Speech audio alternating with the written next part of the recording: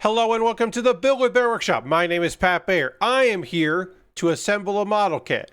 And I'm also here to hang out with all of you. And I'm going to start things off by throwing the Bear Cave, the Lego, the Scythe, the Tier 2 blue emote into the chat. If you are currently a subscriber, you can reply with those emotes. If you are not yet a subscriber, you can say hi. You can use other people's emotes. And if you just feel like being a lurker and you don't want to say anything at all, well, go ahead. Just lurk. That's also okay. It is a Thursday. Oh, I didn't do my little audio check, so you're going to hear my audio again. Okay, great. It worked. I'm still paranoid about that because the one time it didn't work. Hey, it's a Thursday, and I'm going to be building some model kits. That's the plan. Currently working on SNAA's The Roundtable Knights Iron Sickle Kai. Iron Sickle is the name of the kit. Kai means that it is the re-release of it, the further design, like a second version of it. Roundtable Knights is the sub-brand, is the thing, and they're doing kits in the brand for Roundtable Knights. And SNAA is the company, what makes it. So it is SNAA's The Roundtable Knights Iron Sickle Kai. This is a Chinese company, SNAA. This is an original design, not a bootleg or a reprint of an old design or something like that. This is their original. For the most part, it has been fun to build. Hello, Lashbrook. Happy to have you here. It's been pretty joyful and fun to build with two fairly notable exceptions. One, the tolerances are not always great. So some of the armor pieces don't want to fit on, and you need to negotiate them, wiggle them a bit, snip some parts here and there, which never feels good, but you got to do it. And two, hey, Lord Crashington, welcome. The arm piece, part of the connector on this arm piece snapped way too soon. I mean, I barely had this thing. So it is now glued together pretty much in this arm. I can move it a little bit, but pretty much I'm not going to want to move this at all. And I still run the risk that this will separate. So I'm pretty much just going to lock this arm in this position. I even we'll go to the overhead camera. I even put the hand on here so that I don't like put a hand that will hold anything. But yeah, this piece right here, structurally, really bad. I basically set it the way I'd like it and then put liquid cement everywhere to adhere it together. And it's already separated a bit as well. And I'm a little nervous that it's going to fall apart again. We'll do our best. All I can do is my best. And if I need to like put something here and then glue it, like a connecting piece of plastic or something like that, I can always, carve something out of a sprue. But I'll do my best. Hopefully it'll all hold together. That's the hope anyway, that this will all work. But we're going to continue on this arm and then we'll move on to the legs. So we got to go back to the arm here, double check where I left off properly. I left off here. Great. There we go. Found the right page, we can go. I think the instructions fairly straightforward, easy enough to read. If you're interested in getting an SNAA kit, the boxes are high quality. Clearly effort went into it. I should say that this does say both on the box and here on the manual, Iron Sicky instead of Sickle. And like an international company has someone that checks that who is a native English speaker or they're confident in that. This company either does not have that allocation or somebody goofed. I don't know. That's not the end of the world. It's mostly just kind of funny, but it's not like a deal breaker. There are a couple things here that are closer to deal breakers than that. But that one, I'm just like, yeah, whatever. That's fine. I'm not going to be, I'm not going to come down on them for that. On next Tuesday is 404ing it, breaking down the internet. And I wanted to mention that at the top of the stream and I didn't, so I'll mention it now. 404ing it, breaking down the internet is coming. It is coming on Tuesday, July 21st at 9 p.m. Eastern is the return. It is a solo version of the stream. It is me just doing it by myself as a live stream. I am slightly nervous about that, mostly because of riding audio levels. I don't do that on the stream, and I'm going to have to do more of that because these volumes are varied. And I will do my best. I want you to be able to hear that stuff, but I also want you to be able to hear me talking about those things. So it is a delicate balance between the two. But I think we'll be okay. I think people will have a good time with it. I know I will. I am content locked for Tuesday, which is the biggest benefit of doing it by myself, for myself, and not having guests, is I can say that I'm content locked. I have everything prepped. I have everything edited. Actually, I'm going to triple check that. What I have not done is I have not, it'll be the only place for good internet stuff. Indeed, it's your home. All right, yeah, so 404ing it, I have that done, I have that done, I have that done, I have that done, I have that done, and I have that done. Okay, yeah, so all I really need to do is make a playlist and save that playlist in VLC, because I will be using VLC to run that instead of PowerPoint. This will be the first 404ing it I've ever done without PowerPoint. Now, it would have eventually been a Google slideshow because I got off PowerPoint years ago. It would be a Google slide that I would then have a keynote version of it to run on my iPad or my phone if necessary, and various other things. But this will be the first time I ever do this because I wanted to do this. The problem was my laptop and VLC. The idea is that I always wanted the projector to be a second monitor and not a mirrored monitor. And that's fine to do in a laptop, but it's with PowerPoint. But VLC always, there was never enough time to test it properly, so I never did that. I should have just, one day been like, hey, can I get in a panel room to test this? And PAX would have let me. I would have been able to try that, but the idea of 404ing it was I want to be able to do it anywhere I can, which is why I always had it on my phone, while I always had it on my iPad and a bunch of adapters and my laptop, and I always had the PowerPoint on USB and have local and all the files locally in case I need to do that.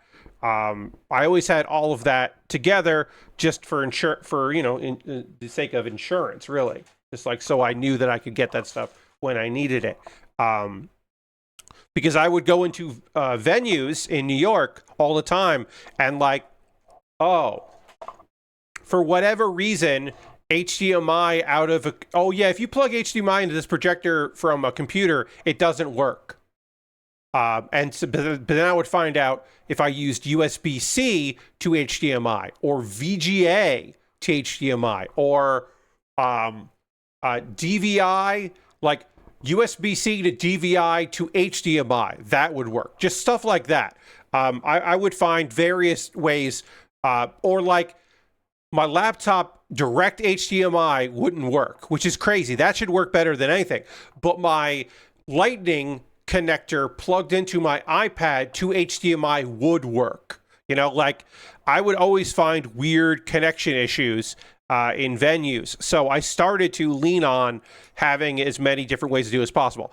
The beauty of doing this from my house here, from my bedroom, is I already have all the gear and I can test it as much as I want. So this weekend we'll be doing a lot of tests. I will be recording myself locally and basically running through the presentation of sorts, running through the deck and recording segments and then listening to them and kind of making adjustments in my ears and all that to make sure that the experience is good. And then also I'll be reacting to chat if chat is just whoa, too loud, or we can't hear it. And maybe I'll restart a segment if chat is letting me know They really can't hear what's happening. So this is separated here, which is unfortunate. I don't quite know how to get that to look any cleaner than that. On this arm, it does also separate, and I just think that that is an unfortunate element here. I'm not going to try to shave this down or something. I think it's just going to look bad. I can pop this back off and see if there's anything here. Maybe I can trim that down a little, and that'll help. I don't know.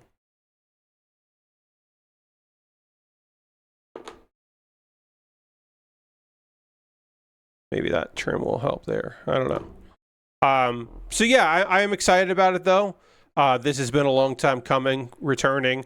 The closing segment of the show is one of the big reasons why I'm doing it in the first place. The video that I will be talking about, when it came out and hit my feed, I was like, damn, I fucking wish I had 404ing it to show this video and talk about it. Like, and so now I'm going to do 404ing it again. So technical side, I feel pretty good about it. Like I said, I'm going to spend some time this weekend kind of running through things to get my shit in order and make sure that I'm feeling comfortable about it. Doing it by myself, not a problem. I host shows all the time. The technical side of it, I'm not worried about. The part that is a little worrying is like the fact that I'm like, well, 404ing it was originally an hour. There's one 404ing it that is an hour and a half. And that 404ing it is because they gave me an hour and a half of a slot at GamerX East one year. And I didn't turn them down. And I should have turned them down for that and just said, please just give me an hour. But my normal streams are not an hour. So like my normal streams, not an hour, usually 2 hours. But another big difference for 404ing it is that it's just me. And I'm like, well, part of it is my guests bring stuff, and that takes a while. Like, I think I talked about this before. 404ing it is, as a 1 hour panel, was like 20 minutes of Pat Baer stuff and 40 minutes of my guests. Because usually there'd be one guest that would like really prepare a lot of material, and I would have them go last. And then there would be guests that like brought some material, and they would go in those other two slots. But my two segments were always kind of short. They're, like I said, about 20 minutes. And now it's just all of my segments. So I have, let me see here. I have one good length segment, one kind of short segment, one good length segment, or so 2, 3, 4, 5. So I have 5. Like, I basically have like 55 minutes, I think, of stuff, plus like conversation and hang out. But I also don't want to do like a 2-hour version of 404ing it. So next Tuesday's stream will be on the short side. And I think that's by design. But also we can kind of just vibe at the beginning, I think.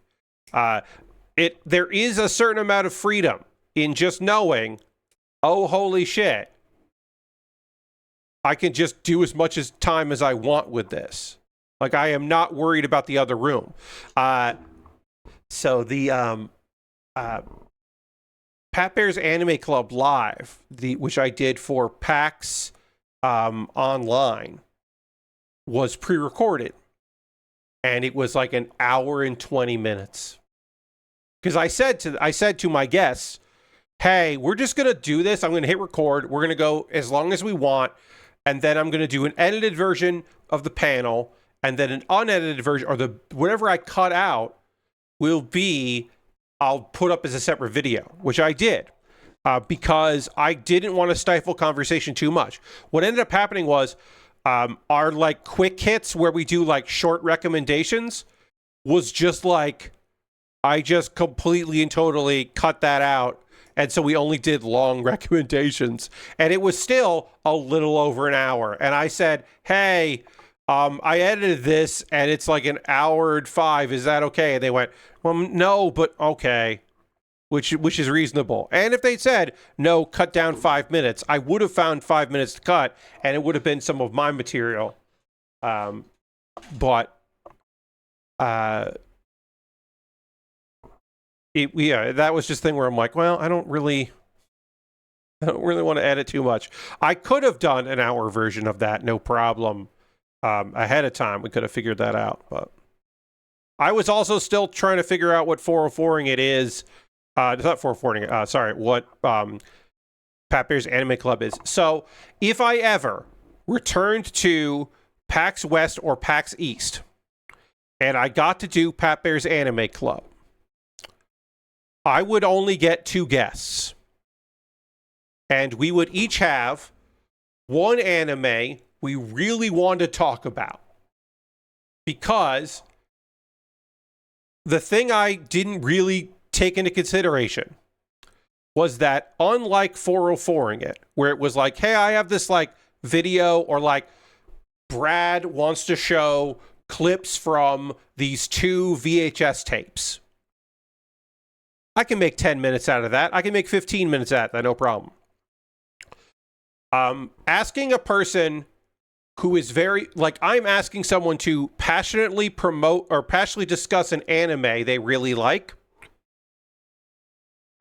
and then I'm limiting them to like 7 to 10 minutes, and that didn't feel good and was pretty silly of me to think like that would work. I think the original Pat Bear's Anime Club was 3 guests, and we each talked about, like, I said 3 anime, and then that didn't happen. So I would have 2 guests. We would each have a main anime we want to talk about, which theoretically would be 30 minutes, but really would be 40 to 50 minutes, let's be honest. And then bring one other anime for a quick recommendation, because that was the other thing. There's no such thing as a quick recommendation. That's just unfeasible. It's unreasonable. So that way I would just say, hey, what's an anime you really want to talk about? And what's an anime you would like to give a quick recommendation to? And then, if for whatever crazy reason we had time, I would just prepare other recommendations. And I would ask my panelists. Or I would look and say, okay, we have finished the main 3 that we want to talk about, and we have our lightning round, and holy shit, we have 25 minutes left for the lightning round. We can just take our time with the lightning round. But like I said, I would just prepare other stuff. I would, you know what I would do? I would, this literally just came to me, and I will refer to this later in my notes when I write things up. What I would end up doing would just be, okay, here are the 2 shows that my guests suggested. Here are the 2 shows they want to talk at length. Here are the 2 shows they wanted to have a brief mention of. Okay, here are like-minded shows. And if you like this, you also might like this. Like, if you liked K-On! That this person just talked about for a while, you should also check out Lucky Star. Like, stuff like that I could do pretty easily. It's like, if you liked Welcome to Demon School, Irma-kun, you should check out what's a funny school is weird. I don't know. Now that I'm like, oh shit, actually I don't know what I would say if someone said, oh yeah, I did like that. Like, I don't know. It would be some kind of Beelzebub. You might like Beelzebub, which is another, like, which is more fighting, but it is also funny. And you might like that. There you go. That's one.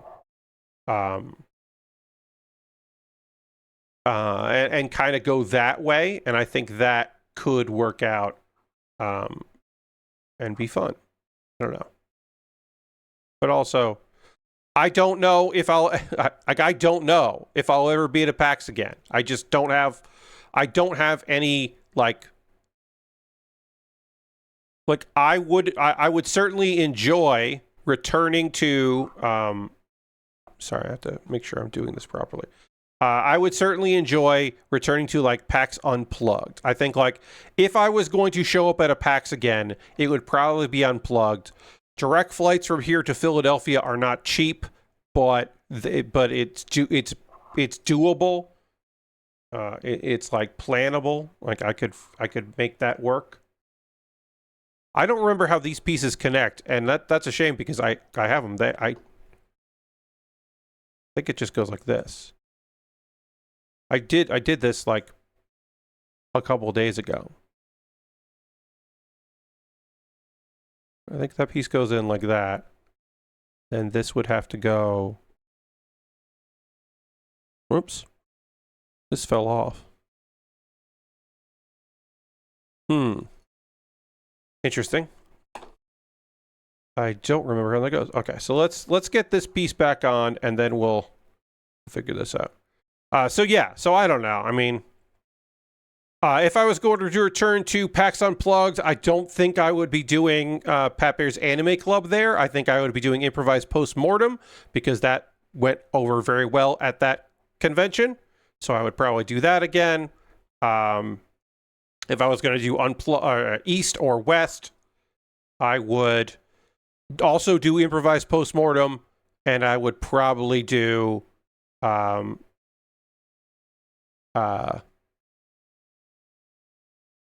Oh God, pray for. Oh, I would probably also do. Oh, there we go. Okay, I figured it out. I would probably also do Pat Baer's Anime Club. I would not. I do not think that. I would not be the person pushing for the return of League of Heels. It would be if Aaron got in his head that he really wanted to do League of Heels again, I would help make that happen. But I don't think I don't want to do League of Heels again without Aaron. I did that once, and I think it actually went really great, but it was our worst attended thing because I think Unplugged was a bad place to do it. I'm very proud of Everyone Can Wrestle. I think that is one of our best concept performances. Top to bottom, I think that one is exceptionally well done, and I'm very proud of it. There is a canceled person on it, which is unfortunate. So it's not an easy recommendation for you to go back to. He's mostly canceled for just being a fucking idiot. Just being an unrepentant moron. And a lot of the reasons why he was canceled was because he doesn't believe in cancel culture. And so he was working with people he basically did a project and brought in people to work on that project who were basically run out of the community. And then he was like, yeah, but they're my friends. And so he was then run out of the community. I don't need to get too much more into that. But that is to say, I did that. I booked that on my own, produced it on my own, ran the booth on my own, all that stuff. And it was really fucking fun, but I don't want to do that again. So if Aaron really wanted to do it, I'd make it happen. If Pope said, hey, I want to do this, I would maybe try to convince him to do Improvised Postmortem instead. If John and Jeff and John and Jeff would be, and Lang, if John and Jeff and Lang wanted to have that happen, and they were all committed to be in the same place, then I would do League of Heels again, with or without Aaron input, or not input on doing it, input on the design of it and running it, and what happened in it. I wouldn't say, hey, we're doing League of Heels. Oh, I should tell Aaron. Like, I'm not going to do that. It's the thing he created. But yeah. Like, yeah, if some of the core people who did every single one of these things, almost every single one of them, like, because that also is that thing of like, if Jeff decided he was going to go to Seattle or Boston, like, well, then, yeah, he's going to have a table in PAX Friends. He's going to have and do some signings and have somebody be there when he's not there. And he's going to do a Jeff Gershman show recorded panel and all that. And like, I would do improvised postmortem with them and like, figure that shit out. Like, I would help facilitate him get to do the cool shit that he wants to do. Certainly. But in the grand scheme of panels and stuff, like, if I decided I was going to go to Boston, I would pitch 2 panels. And they would be Pat Bear's Anime Club Live, yelling about the shows we love, and it would also be improvised postmortem, because improvised postmortem is, to me, a lot of the chaotic good time fun of League of Heels, and also not a technical nightmare. It is such not a technical nightmare. It is amazingly, unbelievably, incredibly not a technical nightmare, because it's just a deck. It is just a slideshow of funny name prompts. And especially the version of that I started doing at PAX Unplugged post-pandemic, holy shit. That one is so easy to produce because I took out the one point of friction. I just started doing the part that people like the most. It's unbelievable that I did it any other way. One time I did it the way I did there because so I should explain myself a little bit before I start talking about all this. So if you've never seen Improvised Postmortem, the idea is that I invite comedy people and funny people who are comedians and also people who are just funny, game developers or both of the or games journalists, both of the video game and the tabletop variety. I invite them, and then the whole idea is that the panel is that we are at a post-mortem where people talk about what went right and what went wrong with the games that they made. And so what I would do is I would have a slideshow full of funny titles, non sequiturs, callbacks, silly things, parodies of other games, trends in the industry, chances for people to make jokes and also occasionally vent about their previous employment or current employment, whatever happened. And what I would do is I would bring up the single person or the group of people and give them one. And then we go through all my guests, which would usually be between like 5 and 7 people, depending. And then we would do the lightning round, where I would just pair people together, and also I would get to do it as well. And we would just have quick ones, which could be fast or short. And that was really good. And the number one piece of feedback I got was, oh, I got to get somebody to be up there with me. I don't want to be up there by myself, which stand-ups didn't have a problem with, improvisers didn't have a problem with. Just funny, my funny friends did have some trepidation of that part of it. It was the part they didn't like the most. It was the part they liked the least, I should say. And it was reasonable that they didn't like that part. One year, we were at a venue where, and the idea was you come up to the podium. We were in one place where the stage was way too fucking small. It was really narrow. It was like the equivalent of like half of this. Like if this is the usual, where like there's a table here and chairs here, and then chairs here, and then you got all this room. There was none of that. There was like table, chair, wall, or edge, and you just fall off. And of course, you may remember that at a improvised postmortem, someone did fall. Kate Welch did fall off the goddamn stage. I believe it was like 45 minutes before Ben Ulmer from Loading Ready Run also fell off the stage in another theater. So I was like, oh. So when that happened, I was like, the next time I had a venue that was small, I said, okay, let's just have people all sit together and we'll just kind of like round robin it and it'll be fine. Like you can just do it from your seat. And then PAX Unplugged happened. And the first PAX Unplugged I got back to after COVID, I did not have a lot of guests. I had some guests drop out last minute. I was already kind of underbooked, and I thought I would be able to just fill in from people that were there. And that was more difficult than I had previously anticipated. And that's when it hit me. Let's just all do it together. And like, oh, if I have something funny, I'll say here, but there's going to be 3 or 4 other people if I don't have anything funny to say. And then me, your friend Pat, all I had to really do was make sure that I asked, like, hey, you know, I would in the improv world, we call this pimping.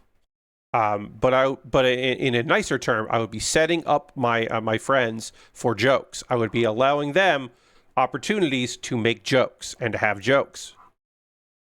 So I would be like, oh, okay, so they haven't really said anything. So the next one will go, so you led development on this game or whatever, and kind of like bring them in and make sure that they have an opportunity and that they're supported.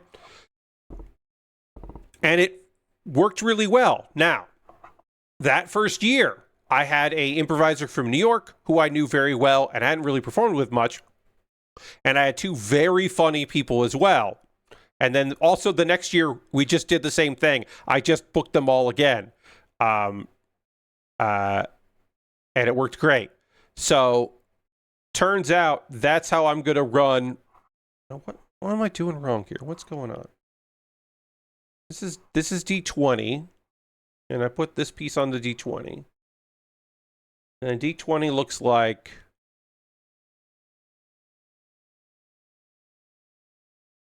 There's nothing else about this piece that I'm not getting. Yeah, D20 looks like this. Wait. I can't see it because it's not on there, right?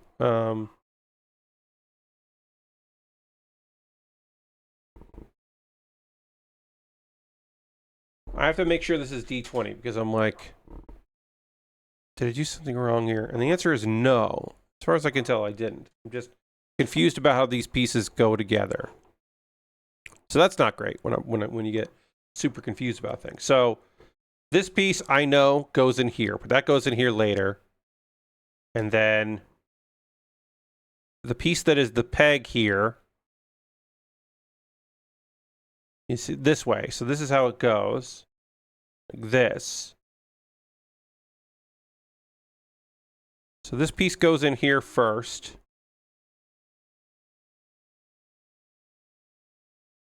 And then this piece goes in here. And it slides in some way. And I slide it up.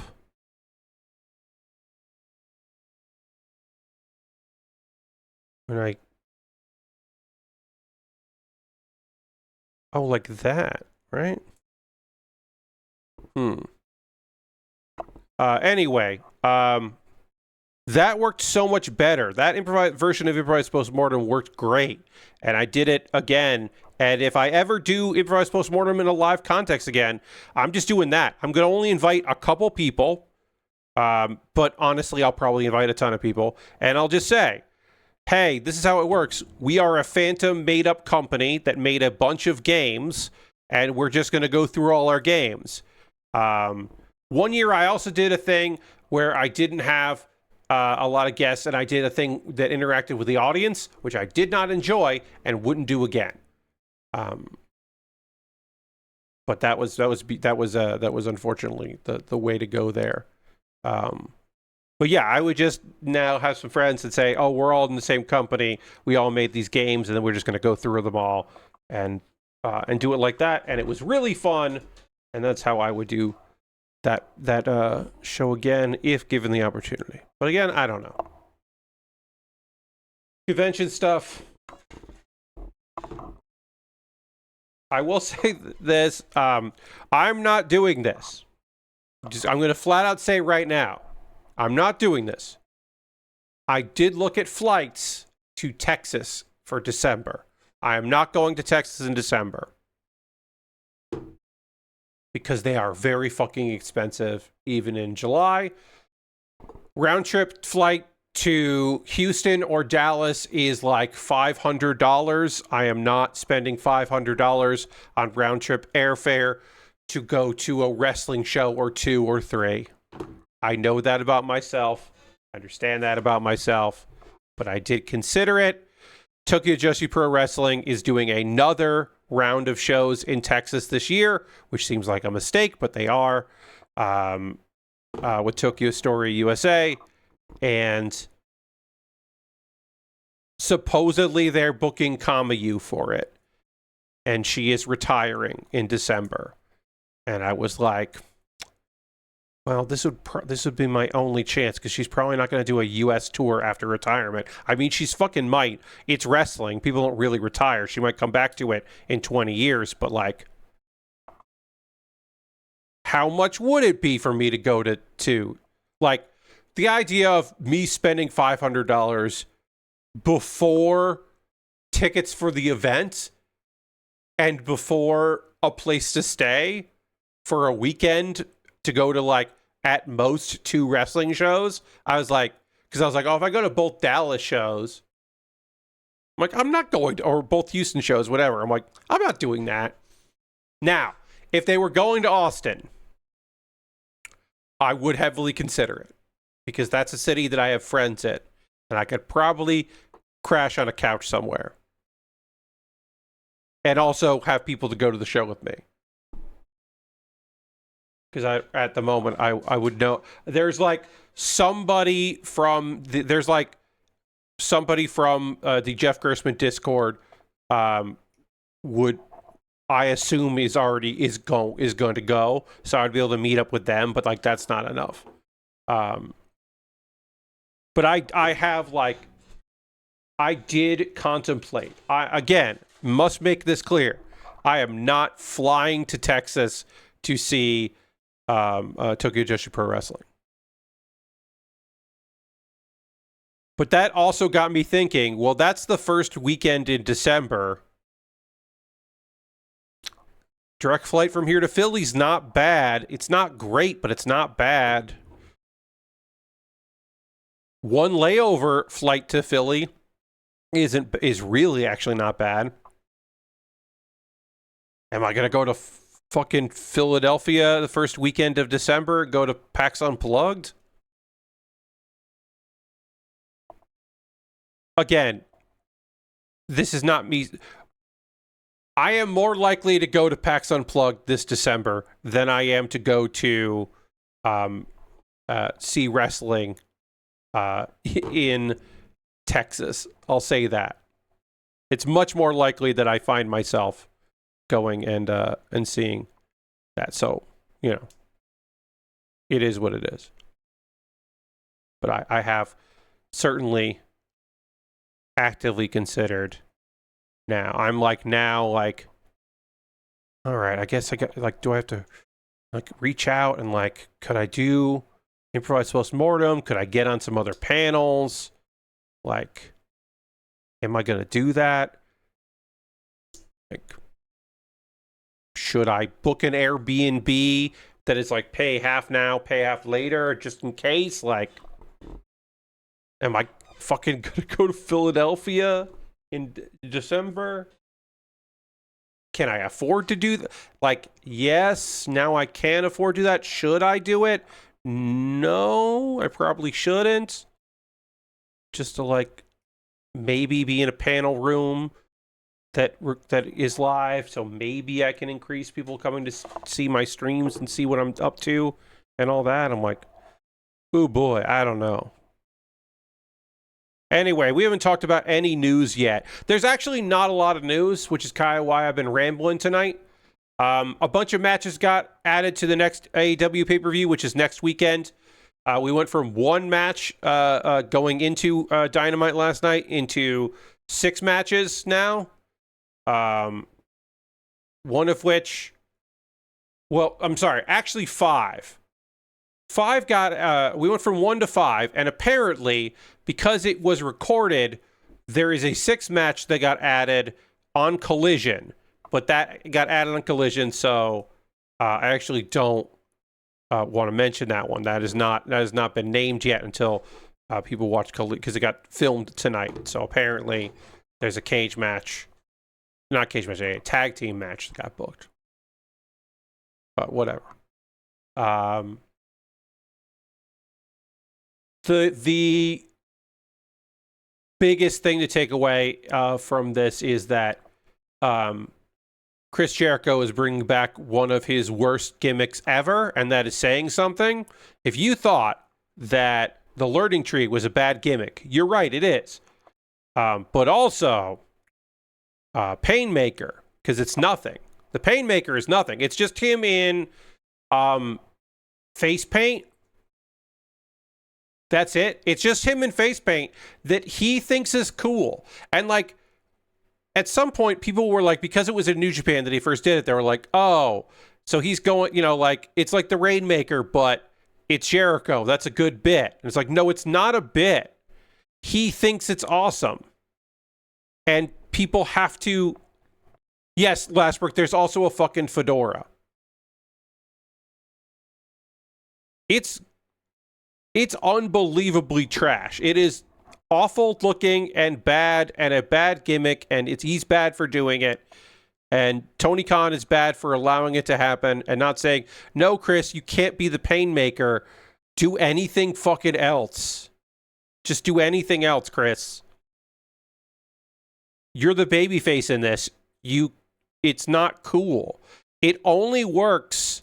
The only way it actually even kind of works is if you're a heel and you think it's awesome, and everyone's just like, no. But if you're the babyface and you think it's awesome, then the crowd also has to think it's awesome, and it's not awesome. It's just half-ass kind of Alice Cooper. It's bad. It's very bad. Tommaso Ciampa deserves better than a fucking feud with Chris Jericho. Nobody does better. The thing is, no one in AEW has ever walked away from a feud with Chris Jericho in a better position than when they came into it. Remember the fucking push that Ricochet got? This heel version of Ricochet? This, like, guy who was fantastic on the mic and had a really strong character, and they gave him a fucking running crew, and he was just, like, killing it. He was having killer matches, and he had a title. They like made a title for him, basically. And then like he got on the mic with fucking Jericho, and he had to like react as if Jericho was beating him and talking, and it was awful.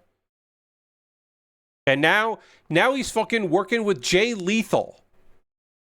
That's where fucking Ricochet is at right now. The swirl, the lethal swirl. He's joining his fucking crew. It's a bad time. Jericho, man.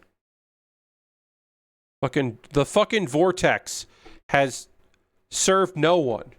Man, they brought him back as a babyface. The learning tree ran its course, and then it kept going, and then he took time off TV, and then they didn't fucking put Big Bill or like Big Bill didn't get over after that. Brian Keith didn't get over after that. He didn't work with either of them in a singles capacity. He didn't lose to either of them. He just came back as a babyface, and they were conveniently on Ring of Honor. And people wonder why Big Bill let his contract expire and walked. It's like, why wouldn't he? Why wouldn't he fucking let it expire? He's going to go do a nostalgia act in WWE and make a bunch of fucking t-shirt money. Or he can dick around in AEW where they're going to pair him with another old man that is going to use him and to no benefit for him. Why wouldn't he fucking walk? God. Pisses me off so much.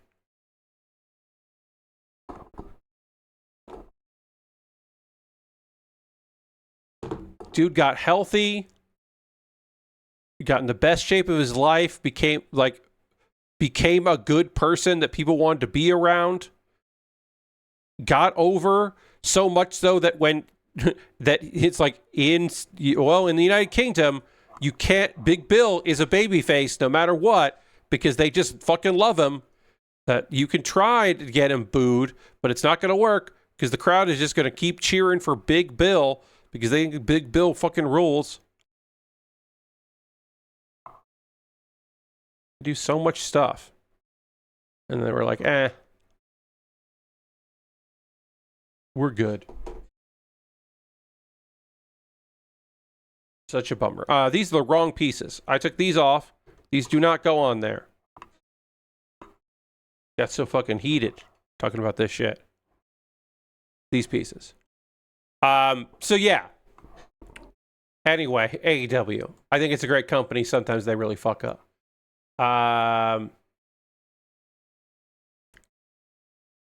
Let's see.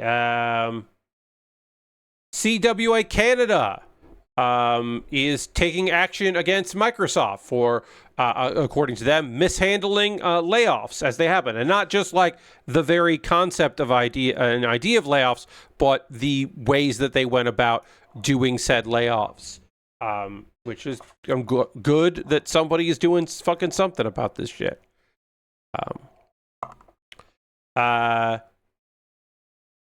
They are filing unfair labor practice, which is ULP, against Microsoft for allegedly mishandling the latest round of mass layoffs, which is let's see. A number of Xbox workers across key studios, including Bethesda and id, are members, are unionized under the CWA banner.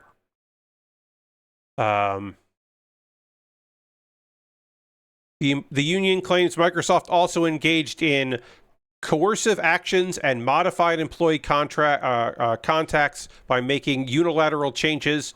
The CWA filed this against Microsoft on July 15th. CWA Canada also intends to take legal action, has accused Microsoft of unlawfully outing employees of Bethesda's Studios Montreal. Ousting, I should say. I said outing there, which would be also terrible, but this is ousting.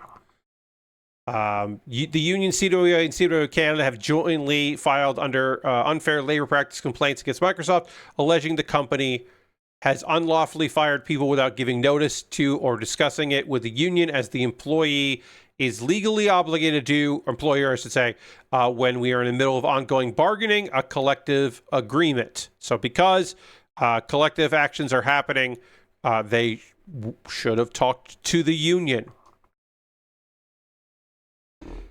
Basically, the employer cannot arbitrarily change working conditions while it is engaging in negotiations with the union. We continue to file legal challenges if necessary, and we can do all we can to rights of Bethesda Game Studio workers.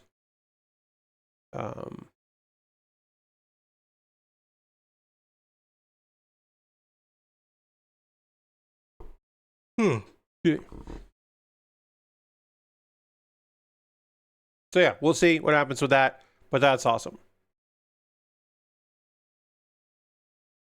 In the United Kingdom, there is a free resource to decode video game writing contracts. This is fucking awesome. I would love to see this in other places. This is just this is cool union work in motion. So hopefully we can, stuff we can get behind here. The Writers Guild of Great Britain has launched a free good practice guide to help demystify the contracts writers ply in their trade in the video game industry might receive. This is trade union writers from TV, film, theater, audio, books, poetry, comedy, animation, and video games. Members include writers, paid writers who are in places, also aspiring writers and people that are breaking into the industry as well. And this is just another great resource. Union claims it has seen increase in poor practices around writing contracts in recent years, with the UK gaming sector facing widespread layoffs and financial challenges, of course. The Good Practice Guide is launched to combat issues that often run parallel to industry contraction. It's a cool idea. There's an at-a-glance infograph that outlines the core differences between employee and freelance contracts. This is stuff that, like, you kind of just have to figure out on your own with experience, or a lot of times, like, folks I know that were getting contracts on television or movies, you know, they would call up or email. They would reach out to people that had been through it. And so sometimes there'd be, you know, the go-betweens or the in-betweens on that, and you just like be like, hey, who can I talk to that has any experience with this? Or like, this thing that I was approached with seems really sketchy, you know, and get guidance that way, which was very helpful to a lot of people to have that guidance. So this is just another resource, which is awesome, from people that know. But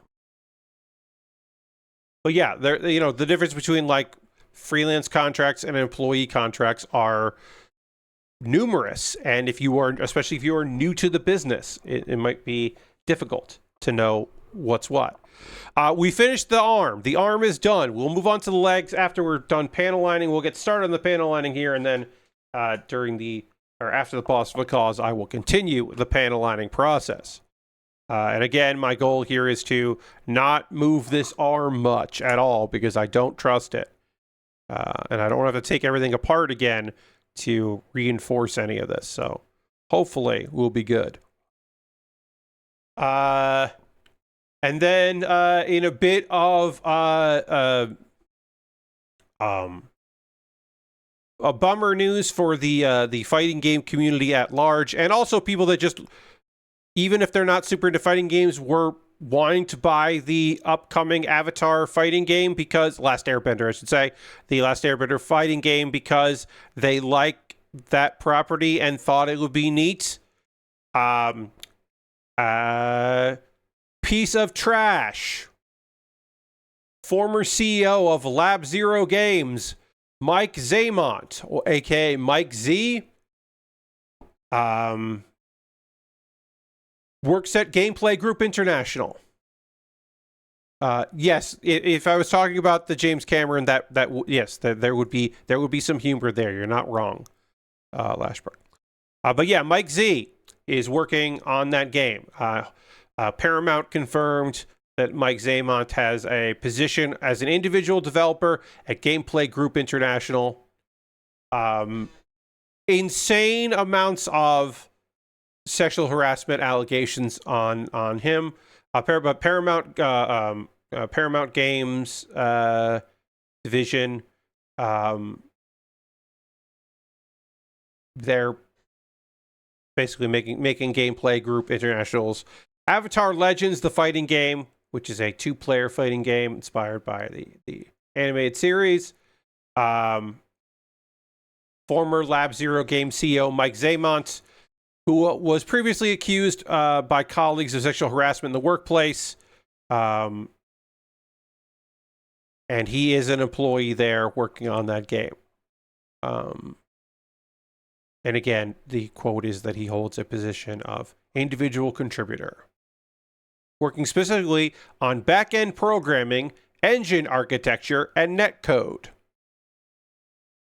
So he is not in a forward-facing position, you know, but that does not mean that he, you know, like, but that still means that he is fucking there, and that is a bummer for people that would like to not support any work that he does, but would have liked to have played this video game.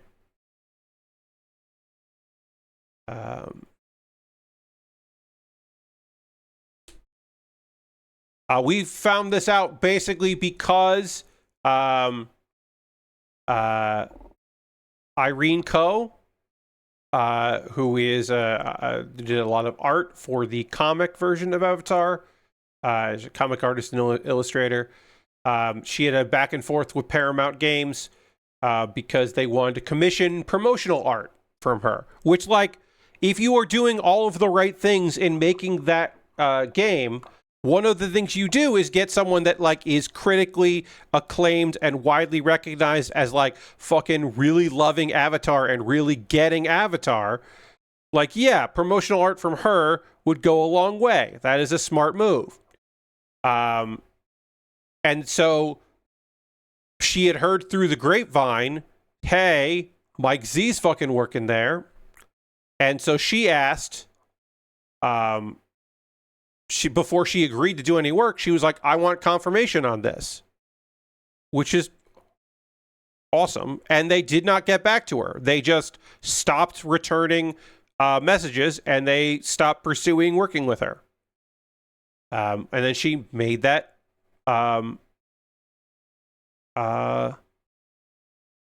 she basically was like, hey, this is what's happening here.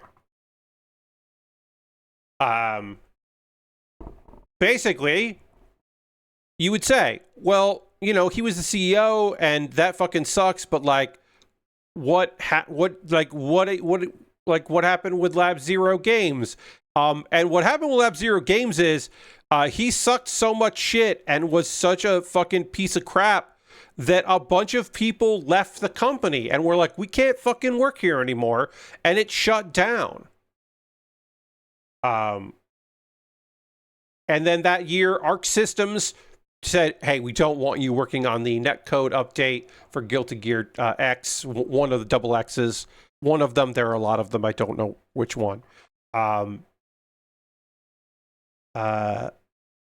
it was like, yeah, okay, we're just done with this. In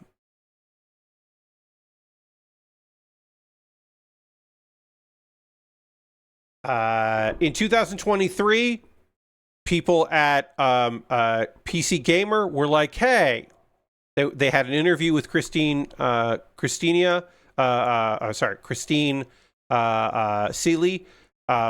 who is the CEO of Maximum Games, because they hired and were working with Mike Z on Diesel Legacy. And her statement was one of the most, like, tone-deaf bullshit things I've ever seen. At the time, this was 2023, because her fucking quote was, because, of course, they were like, yeah, we hired him. He's basically saying that Mike wanted the opportunity to have the redemption arc that's in so many stories that we all love, which is like, fuck off. Fuck you, they're stories. A redemption arc isn't.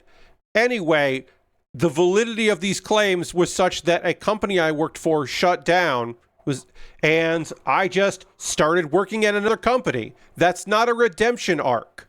There's nothing to that. That's just hiding a guy.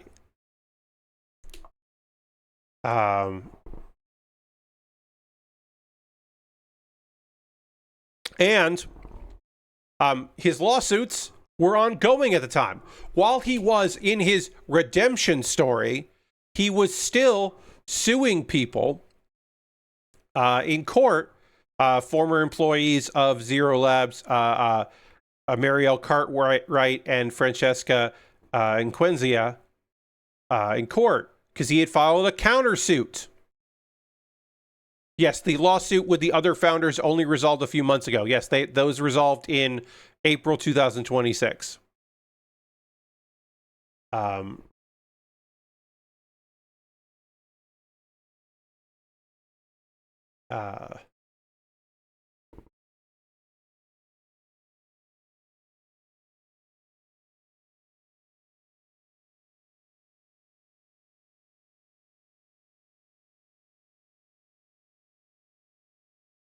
Yeah, that came in April. They settled.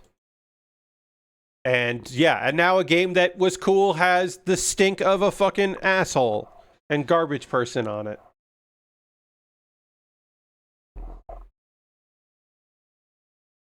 Redemption doesn't... First of all, redemption is a crazy word to use for a garbage person. But even if I'm going to use that word, which again, I feel like is incorrect to use redemption, comeback story, whatever you want. It doesn't have to be in fucking video games and fighting games. Like, that's not redemption. Ugh. Garbage. Garbage. All right. We got both arms done. We are going to take a pause for the cause. Then we're going to start working on the legs. And I think I can do... Can I do both legs at the same time? Or am I doing one leg and then the other?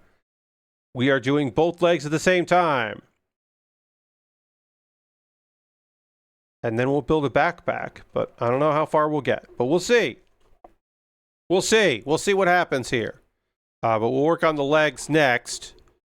After the pause for the cause. And you might be saying to yourself, Pat, I have no idea what the pause for the cause is. Can you explain that in a couple minutes? And yes, I can. First and foremost, I'm going to throw the Bear Cave, the Lego, the site, the tier 2 blue emote in the chat. Because being a subscriber is the easiest way to support what I do here. And I'm going to talk to you about a number of ways that you can support what I do here if you'd like to. You don't have to do any of this. All of the things I will talk about here are optional. But if you wanted to support me financially, I'm going to give you some opportunities to do so. Subscribing, the easiest way to support me. Cash money. You're already here on Twitch, so you could do that. You could gift a sub. You could be like Chibbity Crockett Verka, who gifted some subs at the last stream, which is very kind. Or on Monday, I should say. You could use cheer. You could cheer and be part of the gift sub leaderboard if you wanted to. You don't see ads this way if you're a subscriber. You get some cool emotes, and like I said, you support me, and that's great because I do need the help so I can keep doing this cool shit. So, thank you. I did get the money from last month with my subathon, which was a huge amount of money, a ridiculous amount of money that will go a long way to buying model kits, and was worth drinking a terrible beverage. Oh, it was worth it, I think. There are other ways to support me financially, like going to my Patreon at patreon.com/PatBear. Over my Patreon, there's a $1, $3, $5, and $10 tier. There are different rewards for the different tiers. Consider joining me on Patreon. Take a look at that. There's always something going on the Patreon. My $10 patrons are voting on what I do next after this build is done. And I actually don't know what's winning that, so I'm going to go see what is winning the poll. I believe it is a Common Rider model kit is winning that. And it is. Common Rider Skull will be the next thing that I work on. That'll be a pretty quick build because there's not going to be a lot of panel lining on that because it's mostly a black plastic kit. But there will be a fedora because that's how Common Rider Skull rolls. But that'll be the next thing I work on when I'm done with this because I wanted to work on something that was a little easier than this kit.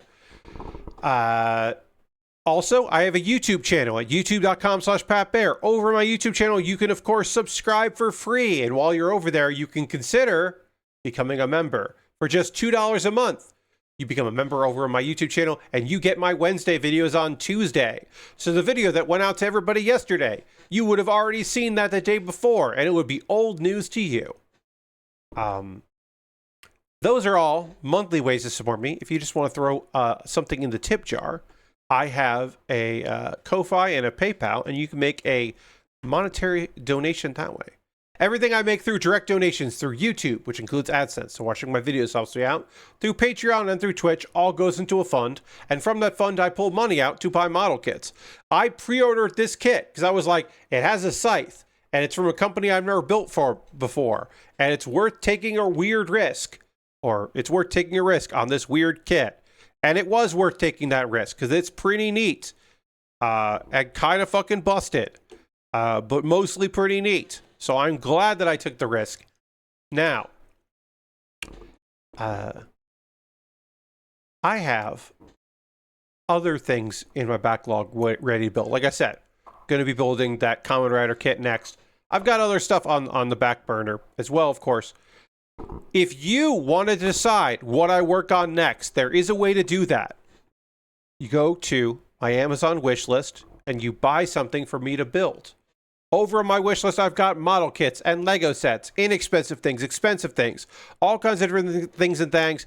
And if you see something on that you're like, damn, that would be cool if Pat put that together, you could buy it, and then I would put it together. It's just that easy. Like, if you wanted to see me build a dinosaur, a Lego dinosaur, or 3 Lego dinosaurs, I'd say, you could buy that Lego set, and I'll build that on stream. That would be fun. Get 3 different dinos out of the box. You could do that. My alternative to having a wish list on Amazon is I have a wish list on Throne, because it's nice to have Amazon alternatives. On Throne, there's a smaller variety of stuff, but some good stuff for sure. And you should take a look at that, because I think it's pretty cool. Let's take a look at my my wish list over there on Throne and see if there's something that appeals to you there. You could do that as well. And if you want to support me financially, and it has to be confusing, and has to take a lot of steps, here's what you do. You go to USA Gundam Store, and you buy a gift card. They'll send you an email with a gift card code. Then you can send me, the gift card code via a whisper here on Twitch, over a private message on Blue Sky or Mastodon with said gift card code, and then I will use that gift card code to buy something from USA Gundam Store. That's how that works.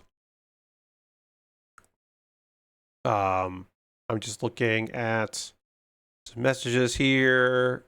Everything's cool. All right, good. Sorry, I just had a lot of notifications since I started streaming on Blue Sky, and I was confused about that, but they're all good. It's not anybody yelling at me. It's just people that like or re-skeeted some stuff, so that's good. If you want to support me and you do not want to spend any money, a good way to support me for free is to join my Discord. I post build photos at the end of every stream. People post stuff they're working on. It is a nice little place. Sometimes it's just like, here's a link to something that's cool. And if you don't really want to be on social media, it's a good way to keep involved in what I'm up to without having to be on a social media platform. I got a couple of video links for you to check out. I will have a new episode of Pat Bear's Anime Club up on Monday. The most recent one is me talking about all of the many isekai that are out this season, and if I'm watching them or not. I will, in fact, be talking about one isekai later on in this stream that I've been watching, because turns out I'm watching a few of them, and I'm covering one of them, so we'll talk about that later. Kuma Baer is my weekly anime recommendation series, and all this month I am talking about some of my favorite shows from the spring 2026 season, including Konosuke's Garden of Gods, which is a lovely show about a guy that is he's such a good exorcist. He's not a trained exorcist, but he's such a wholesome exorcist that just by writing grocery notes, they become powerful totems against evil spirits. And his garden becomes the home of gods who are recharging, who have taken the form of animals that are incredibly cute. It is a really fun show. And occasionally there's some drama in it, but it's mostly pretty fucking chill. You should check it out. That's a good show. One of my favorites from last season. My next episode of Pat Bear's Anime Club, which I'm recording this weekend, is me talking about my 10 favorite shows from the winter and spring season. It's like the halfway point of the year, top 10, in no particular order. I'm just going to talk about the 10 that I like the most, so that I can look at the list later in the year and go, damn, dude, this has been a fucking killer year. My original list, where I just wrote down all my favorite shows from the first half of the year, was 18 shows. And I was like, okay, well, I'm gonna cut this down to 10. And it'll be interesting to see if like there's a couple, you know this. Witch Hat, probably gonna be in my top 10 list. Frieren, season 2. So far, my favorite show of the year. I don't think that's losing number 1. Maybe Witch Hat, after compilation, does. I don't know. But like, Isekai Office Worker is probably going to be my top 10 because it's great. And also, I like to include an isekai because I watch a lot of them and like them. Welcome to Demon School. We're not even done with the season for this year, but it's just been so fucking good that, like, it's top 10. But I'll go through all of that in the video. If you want to know about a video that I already made and is out there, this weekend is Summer Sun Princess 26. That is a Tokyo Joshi Pro Wrestling show. And I did a predictions video where I went through the card and predicted winners of all of the matches. And you can watch that video, and then you could even watch it after the show and go like, Pat, you did not get many of these correct. I might do a follow-up video where I go through and say like, hey, I got this wrong. I got this right. Oh, yeah, did not see that coming. Or whatever. I might do that. I haven't decided yet. You know, I got time. But that's this weekend, so I'm excited about it. But I'm also going to stop mentioning it after tonight because the event will happen before the next stream. I won't watch till Sunday, though. But yeah. Speaking of this stream, wasn't that good. I could do better. It's time to talk about some anime episodes that I watched. And also, it's time to get back to the overhead camera.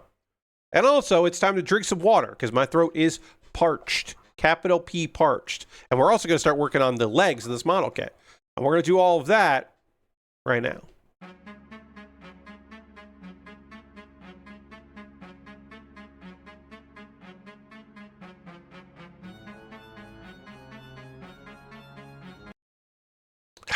So I didn't plan it this way, but the two shows that I'm going to be talking about today are the Oblivious Saint Can't Contain Her Power and the Forsaken Saintess and her Foodie Roadtrip in Another World. They are both Saintesses who have been kicked out of where they thought where people wanted them to be, but then they didn't like what happened with them. And I didn't plan to cover both those. It's just the way things worked. I want to do Ghost in the Shell on Saturdays because I'm watching the episodes twice because I want to watch the episodes and then I want to like think about the manga because it's been a while, but I can remember the manga pretty well and like compare and contrast in my head. So that requires a little bit more effort than, so I'm not covering that on Thursdays. I'm going to cover it on Saturdays. Yeah, I was like, okay, well, that's interesting. So it just happens that now I have the Oblivious Saint and the Forsaken Saintess. And again, Forsaken Saintess is the only isekai that I'm covering this season. I'm watching a bunch of them, but I'm only covering one. All right, so we need G2 and K here, and K10, K11.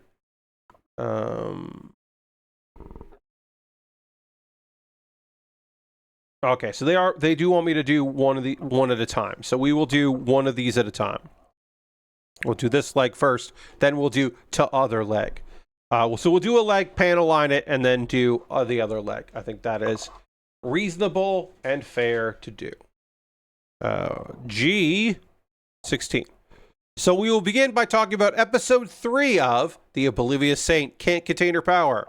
If you've not been watching this one here, our girl Carolina was the kind of like forgotten sister. Flora had all this magic power and was clearly the Saintess and had risen above. And she was attractive and our girl wasn't that attractive and she wasn't really doing much, and Flora was bullying her and being just awful to her. Her dad didn't even fucking know that was happening. Anyway, the prince decides, I'm going to marry Flora, and we're going to send Carolina away to go marry this guy, Edward, who is the second prince of a kingdom that whooped our ass, and we're terrified of them. But this guy has a bad reputation, so this is a punishment. They're going to punish her by sending her off to this guy that everyone says is like a murderous beast and a nightmare dude. And that'll be a fitting send-off for her. It's very clear that Carolina is the Saintess. She's the actual Saintess. She's the one with the actual powers and abilities that her sister was. She was just enhancing Flora's abilities, and it is very telling and very obvious to people, not to Carolina, but to the people around her. Oh wait, I think this girl actually has powers and is the real fucking deal. Carolina gets a letter from her father basically saying like, hey, our crops are failing suddenly and there are monster attacks and there's been some people are getting sick. And that kingdom didn't have monster attacks before Carolina left. Oops, guess they really fucked up. And also, weird, Flora's Saintess powers have weakened and the trials are coming up. Because apparently she's not even an official saint this whole time. And of course, she would have become a full saint if her sister had been around, but she's not. So yeah, things are going rough over there and everybody's anxious and weirded out. Meanwhile, Eric, the second prince of the kingdom, announces, hey, I am engaged to this woman. She's great. Everything's cool. Everybody rejoice. Carolina meets the older brother, Gilbert, who is the crown prince, and they find out he has meta hypersensitivity. And the reason why he is alive this whole time is because the Pope has placed magic holy powers within the palace, so our guy can't leave the palace if he wants to. Oops, this is the wrong piece. If he wants to survive, he has to stay in the palace. So they meet. They find the assassin that attempted to kill Carolina. And he says that he was hired by Raymond to do it, which is obviously a lie. It is a belief that Raymond, her dad, didn't love her, but that was clearly Flora intervening. So that's not the case. It's not Raymond or behind it, which is good to know. Also, Carolina is like, there's this person that was hired to do this is from a country that has no connection to my former homeland. Like, there's just no way. It's like, that's impossible. That there's no way they could reach out and hire this guy. Like, no, it's just not likely. And then we get some backstory about what's going on with Edward, and we clear up one question that I had going into this, or that you might also have had going into this, which is just like, hey, why do people think this guy is a fucking asshole? Why do people think Eric is such a bastard when he clearly isn't? So there's unrest because Gilbert, the crown prince, should just become the next, king, but he's sickly. And so people don't really want to support him because they're afraid that he can't really be king. And so there was a push to make Edward the next king. And Edward doesn't want that. Not only because his brother is more capable than him, but also because he's just like, yeah, I don't want to do that. I'm a knight. I don't want to become the next ruler. Don't put that on me. But even though he doesn't want that, there is still a lot of rivalry happening. And so apparently he's also, much like Carolina, he's also the product of a lot of rumors. And one of those rumors is his murderous nature and him being a monster of a man, in which he is apparently not a monster man, or a monstrous man, I should say, I guess, because he's also not a monster guy. All right, so it's I1 or I2 it's one of these, and I don't know which one it is because I took it out by mistake. I fucked up, and then I need H6. H6 is this one here.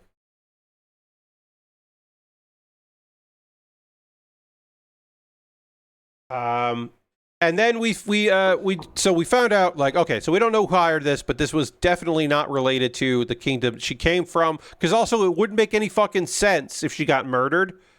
Like, she's there for diplomatic purposes.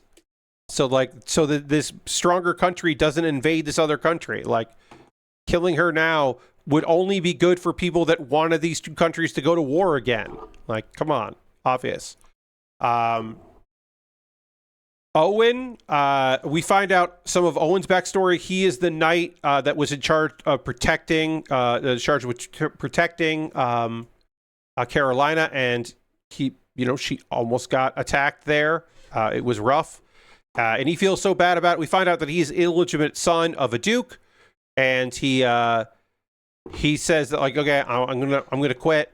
I'm gonna resign, and there's some back and forth and some conversation, and eventually our girl hands him an embroidered handkerchief, which is a symbol of faith in his future. Basically, she's just like, "Hey, I am calling dibs on you. You are going to become my knight and the person that looks after me, because I know you got a good heart." And then she kind of tells him that they have similar situations. Her issues with her sister and how people didn't believe in her and she didn't have support. But in this kingdom, she has a lot of support and she wants to continue that to happen. So Owen says, okay, I'll come back, and basically gets reinvested in wanting a bright future for Carolina and some happiness. He's found his reason. And then the kind of cliffhanger here is that Flora is beginning to realize, like, finally has started to piece things together, that shit is going bad for her, and it only started happening when her sister left. But meanwhile, the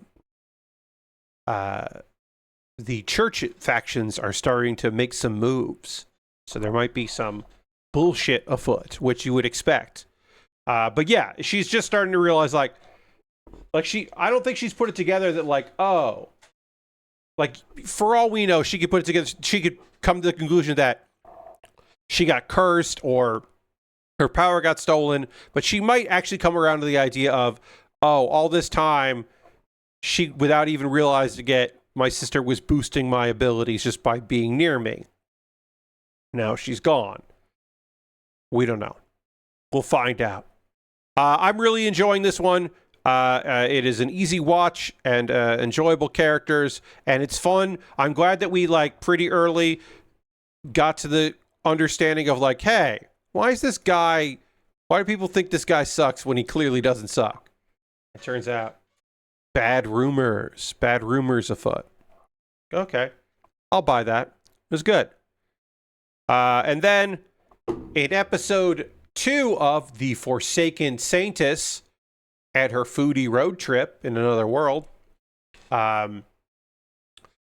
in the first episode, we got the backstory of what's going on with these characters, or with our main character.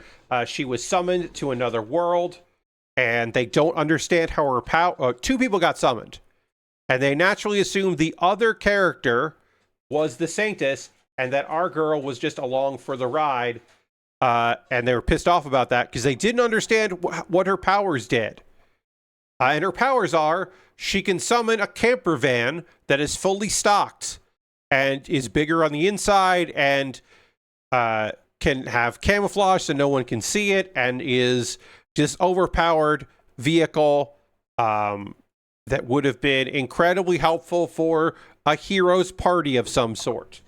But they didn't bother to find out, and they dismissed her. They just dumped her somewhere.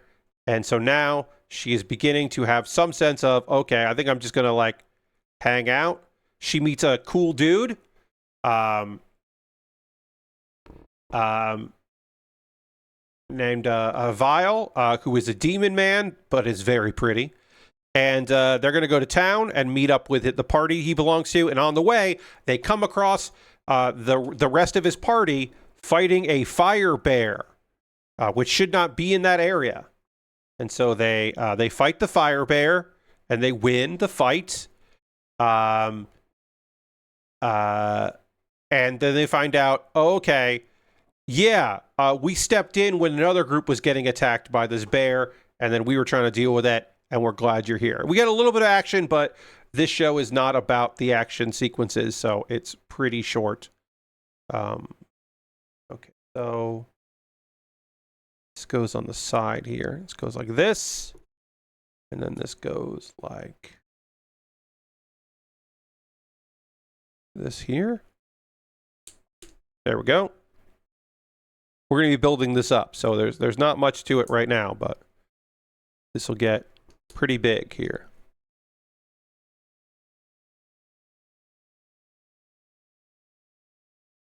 There's a little nubbin that I didn't cut out all the way, and now it's okay.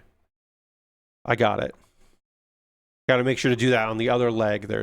When I do the other leg, there was a little nubbin there that was annoying. But I got that, and I got to do the back one here. G214. This one here. Okay. K5. Basically, they defeat this fire bear, and then everybody gets to meet our main character, Rin. So Rin gets introduced to them, and they're like, it's like, hey, I want to hire her. She's a really good cook, and they get the chance to understand that, and they're like, oh, this rules. We don't have to take turns cooking. Totally worth it. And basically, Rin, Arya and Ed are married, and then Arya is immediately just like, another girl in the group, and she seems sweet and cute, awesome. And then, of course, Ed is jealous, but like not in into like a puppy dog way, not in a like gross controlling dude way. It's just, trying to show their relationship, that they are a happy couple. And they all get a crash course in how campy the camper van works, which is fun. A fun little bit of business of them being like, just like, you do get this moment where Vile doesn't quite understand how things work, but he's very proud of Rin's cool ability.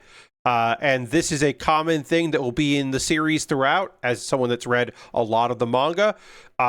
Vile still doesn't quite get it, but he just thinks that Rin is so cool and sweet and talented that he gets like very like proud on her behalf. And it's very sweet and cute. I haven't used anything from this sprue. Just some black plastic. There's not a lot of black plastic on this, but we'll get our first couple pieces of black out of here for the feet armor. And I also need F6 as well. So they all head off, and they Vile kind of explains his backstory a bit and how he met the people that he's with and all that. So we get a little backstory, and then we get into El Rage, which is the city that they're based in right now. So Rin gets to see what various people from this area look like, and gets kind of a little crash course in the area. They go to the guild. And we meet a kobold who works for the guild named Shelly. And Shella.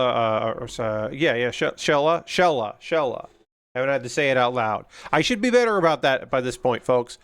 When I, start writing down names of characters and I don't, practice how to say them out loud. I should get better at that. Anyway, Shella is a kobold and is a cool looking character. You don't see kobolds that often in these kinds of stories, so that's neat. That's just like a fun little thing. But yeah, we meet her, and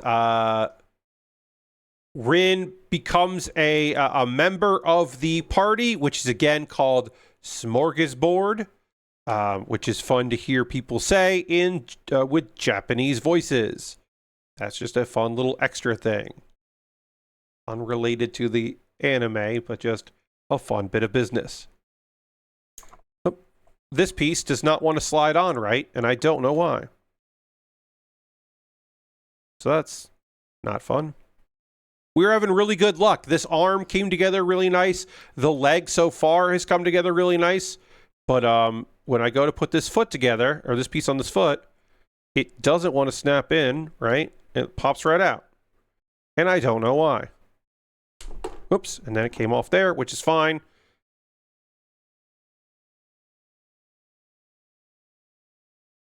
That came off. So this piece goes in here.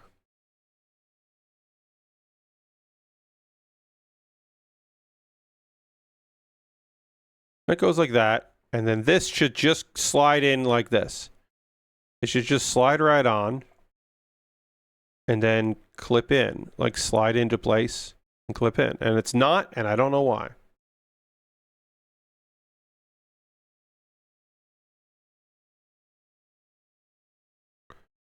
I'm going to take this bottom piece out and see. Yeah, I don't know why, but it's not doing... Okay, there, it did that. Okay, I get this piece in.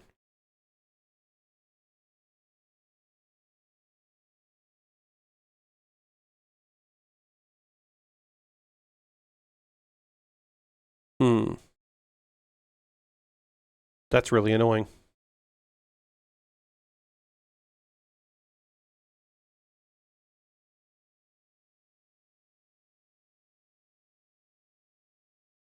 Okay, well...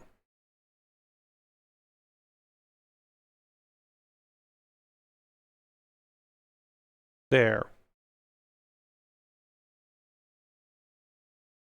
Well, I've got to remind myself as well that this was a pain in the ass. This piece was a pain in the ass to get on the first time. Hopefully, when I do the other leg, it won't be, because it'll just be slightly different, or I'll gotten a little better at how to do this, but...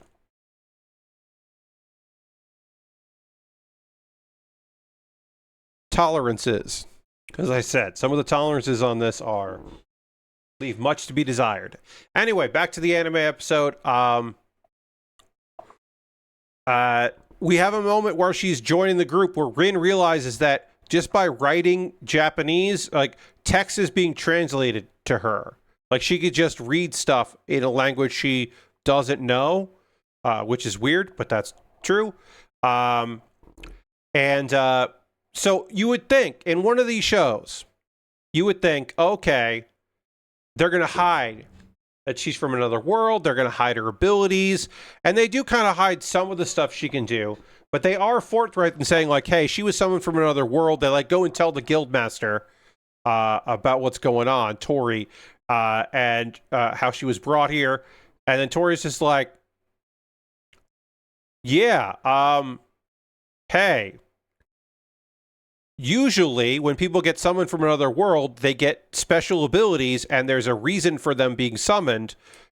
There's something bigger happening that we don't know about, and maybe that's why there was a fire bear somewhere that, in a place it shouldn't have been. This might be connected. Hey, I would love to hire Smorgasbord to help keep an eye on the city and protect the city. So they rent a house in the city because they're going to stay for a while, because they're usually travelers, but they're getting asked to hang out. And Rin makes a meal for the group, and we get to watch that. And the manga, unsurprisingly, takes a lot of time on that part of it. The manga really focuses on the food and her thinking and all that. And the anime doesn't gloss over it by any stretch, but it doesn't linger on the food stuff. It definitely is like, well, we have other things, we can't spend the whole episode on this food stuff. Whereas the manga is like, we can spend most of this chapter on the food stuff. So, but yeah, clearly she got summoned because there's something going on, and maybe this fire bear is part of is part of a larger issue with something going on. So maybe this will not be the most chill time for everybody in the group, but it's starting off pretty chill as we are, where we are. And that's this episode, second episode of Forsaken Saintess and her Foodie road trip in another world.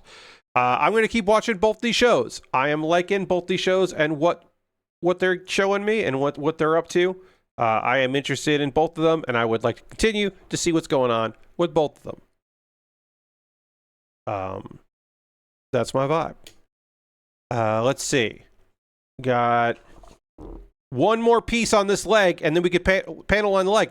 I was right. This is coming along pretty easy. I am going to say that we will finish this kit on Saturday, because on Saturday I've got to build,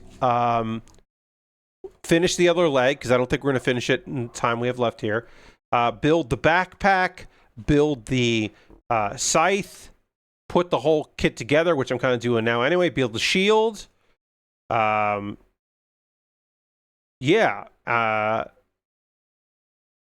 And then we're done. So yeah, I think we're definitely finishing this kit by like halfway through, and then we'll start the next build. So on Saturday. So that's pretty exciting. But maybe we won't finish. You know, maybe I'll just say we'll be finishing by the end, because I don't know actually how much we'll get done. Because we will have to do this whole leg on Saturday, and then the other leg, and then also the other parts of it. And some of this shit could be tricky. But I want to say that by the end of Saturday, by Saturday, we will be done with this thing. You put it to bed on Saturday, which is good. It's a good feeling. Now is the part of the stream where I would like to hear from you, friends. What are you watching right now? What are you playing? What are you up to? What are you into? What do you got going on? I always love hearing from you about those things, so feel free to let me know. Share what you'd like in the chat if you got plans for upcoming for this weekend, or if you're, you're playing any video games, you're watching any TV, anything like that, going to the movies. Let me know what you're up to, what you got going on. On Tuesday, I finally got to take a look at Dwarf Romantic, the DLC, the medieval biome DLC, which I did receive a code for. They were not a sponsor of the stream, but they did provide a code for me to check out that. And I finally got to look at it. I thought I would get to it on my birthday subathon, but we didn't get to it. It was just, kept doing the stuff that I had promised if we hit certain goals, and we hit all the goddamn goals. So, I never got to Dwarf Romantic, but I did get to do it on stream, and I'm very happy about that. And it went well. I'm really digging the biome, the medieval biome. I will say night mode, which was a free update for the game's anniversary. Not the biggest fan of night mode right now, personally, but I do think it is pretty sweet. I played a bit more mold washing, and I think that's really fun. And then, yes, I did get the Star Wars pack for Power Wash Simulator. I have not touched the Star Wars stuff in Power Wash Simulator yet. I did buy it. I do have it. It's $10. I'm fine with that. But I am doing, because I'm not going to do it on stream because they came out around the same time, which, like, I don't know. I feel like that's a weird choice, but sure. I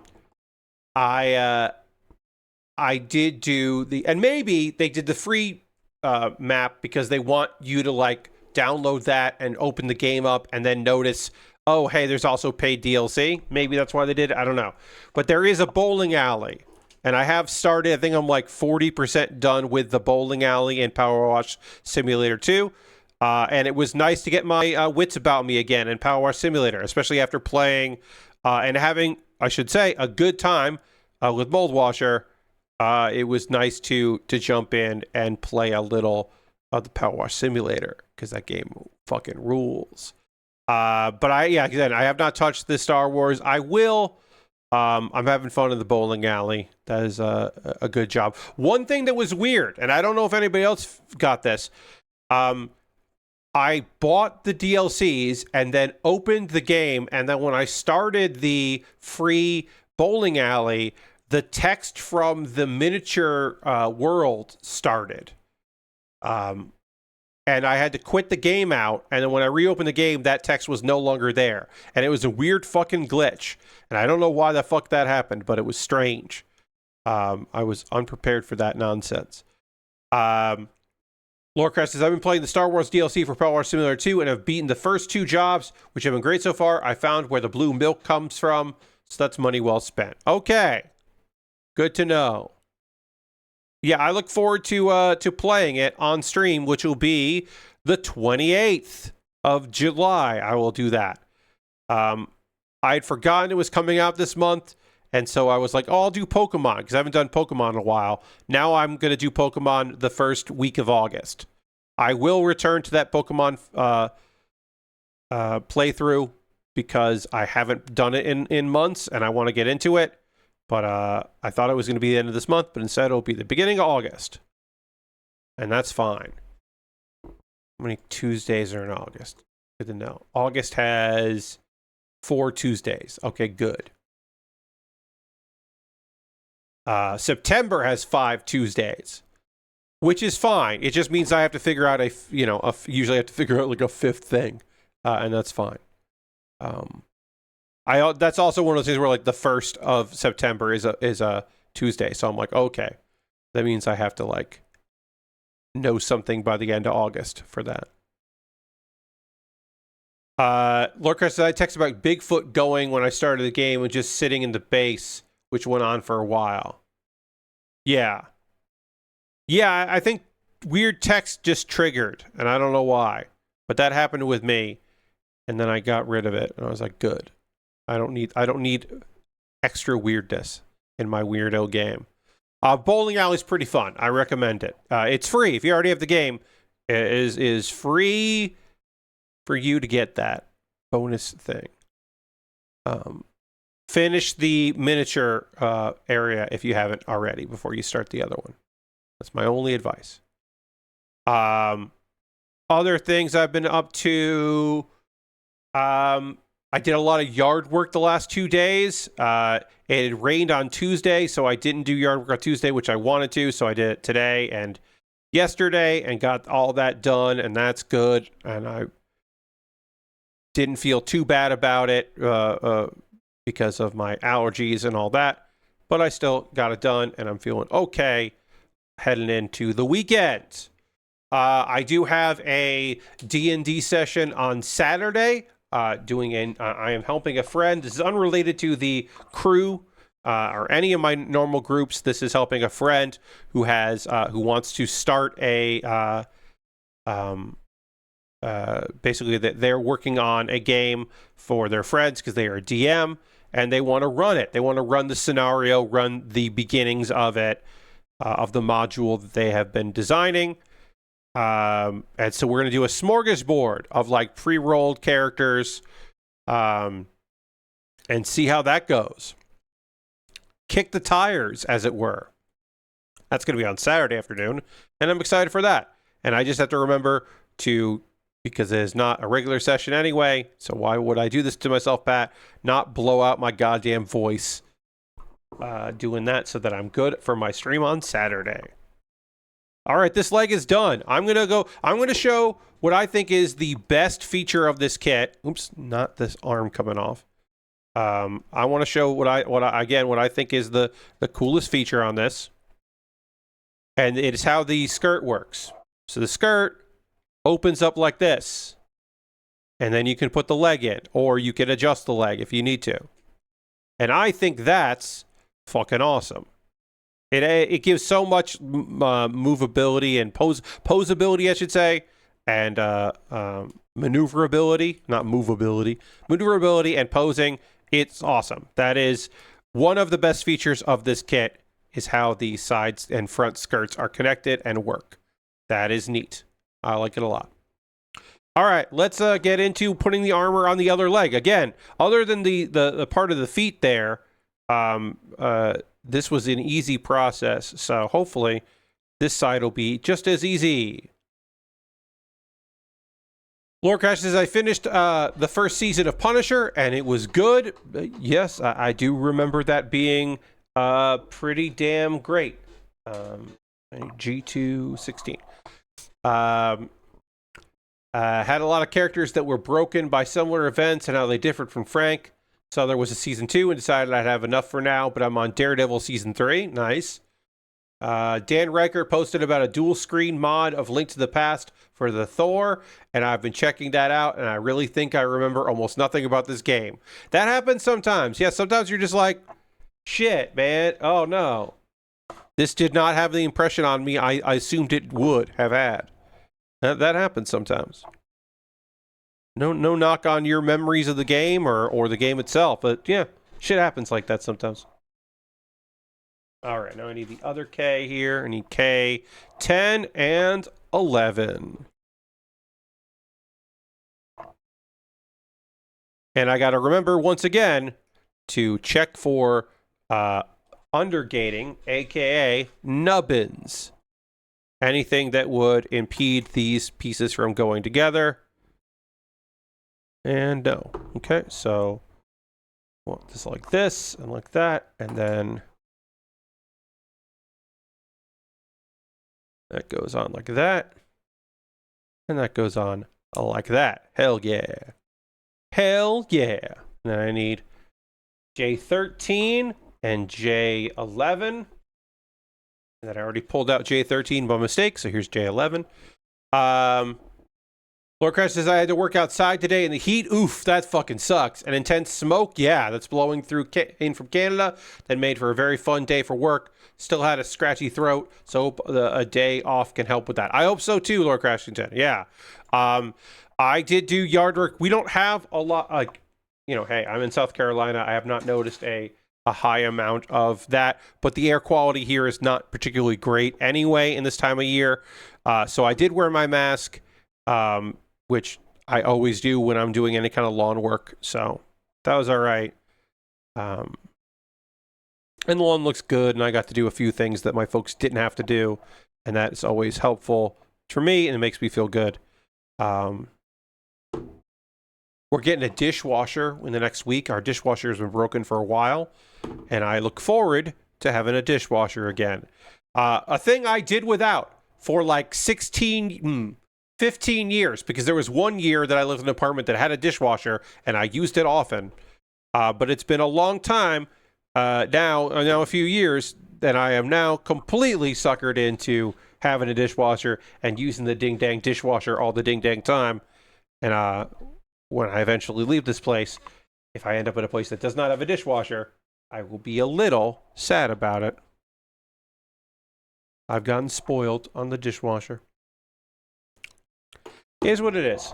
All right, let's get this step done. Let's clean up this nubbin here, a little extra undergating, and then we also need K7. We finished with H, and then we'll go to K7. Get that out, and that'll take us to the end of the stream. All right. Hell yeah, hell yeah, hell yeah. And then I'm going to use my marker to circle where I left off so I know where to go on Saturday. It's only 2 days, but sometimes I just fucking forget. And so it's always helped to have a little bit of a cheat sheet.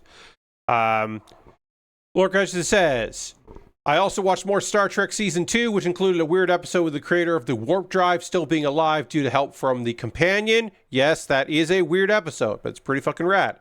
Ended with a bad story where the Federation officially is taken over by the companion and left behind to be the host for this couple to live out their life together. Then Kirk says the Federation will send another woman to stop the war.